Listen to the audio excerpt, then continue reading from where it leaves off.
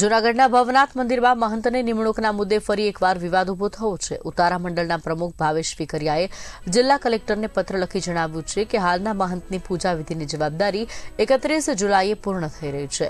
નવા મહંતની નિમણૂક માટે તત્કાલ નિર્ણય લેવો જરૂરી છે।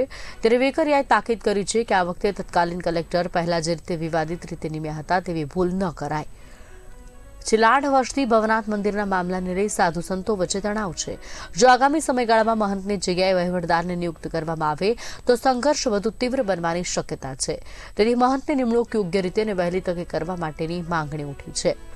મંદિરના શાંતિપૂર્ણ વહીવટ માટે સ્પષ્ટતા અને પારદર્શક પ્રક્રિયાની અપેક્ષા છે।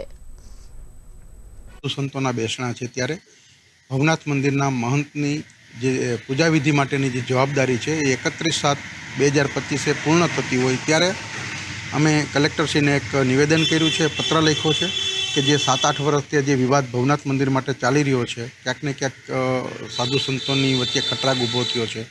તો આદરણીય કલેક્ટરશ્રીની જવાબદારી છે કે આવો વિવાદ આગળ ન વધે અને વિવાદ હોય તો એ પૂર્ણ કરે।